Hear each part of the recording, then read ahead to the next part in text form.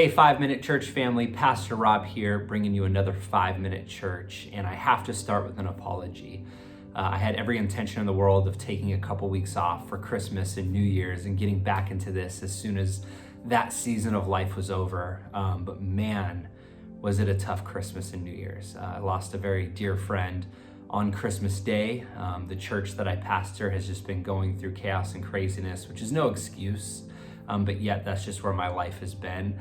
But we're going to be getting back into 5 Minute Church here on a weekly basis. And instead of jumping into the cool intro, I just kind of want to jump into it today.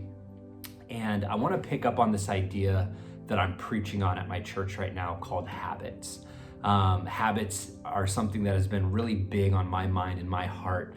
Not necessarily for you as a person, whoever's watching this, but just for me as a follower of Christ. I have been really desperately trying to work on the big habits of my life, diving into God's word, praying, keeping myself healthy, being a good father, being a good husband.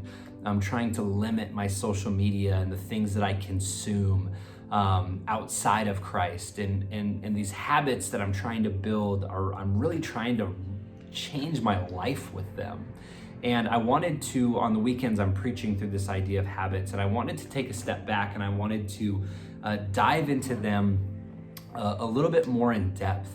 And so for the first habit, the first one that I want to talk about for maybe the next few weeks, who knows how long it'll go, I want to talk about prayer. Prayer is something that for me in my own life personally, and maybe you can connect with this, prayer is something that I feel like I underutilize in such an amazing way. I know the power of it, and I know that I need to do it, and yet how often do I lack in my prayer life? And maybe that's where you find yourself. And one of the things that I felt very encouraged by in this season that I'm going through now is that my prayer life does not always need to be a result of what God is doing that I see as a positive, but sometimes my prayer life can just be, God, I'm struggling right now. And today my heart went to a passage that happens after the transfiguration. Jesus brings 3 disciples up onto the mountaintop. He's transfigured, he's transformed. Peter messes the whole thing up. They come down the mountain. The other disciples are arguing. There's a boy there who's possessed by a demon, an impure spirit. And this is what happens. Jesus asks the boy's father, how long has he been like this? And the father says, from childhood. This is in Mark chapter 9, from childhood. It's often thrown him into the fire, into water to kill him.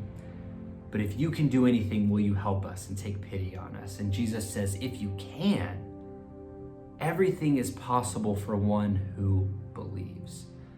And the father says this sentence that oftentimes I've laughed at. Whenever I've preached it, I've used it as a funny moment.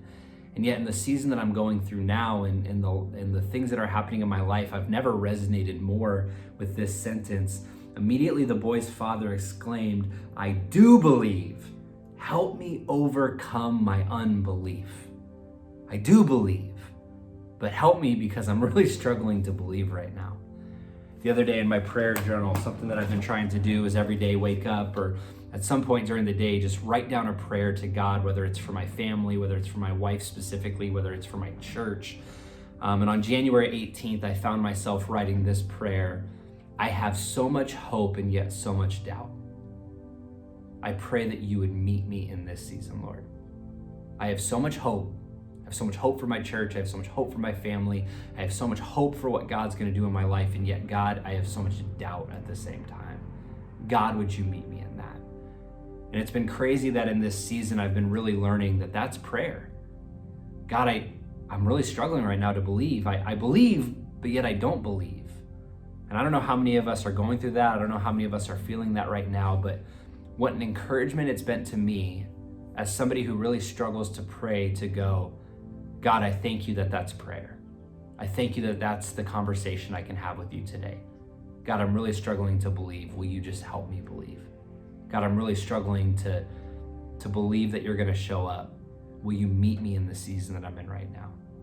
Maybe you're struggling to pray. Why don't you start with that prayer today? God, I believe, but help me in my unbelief.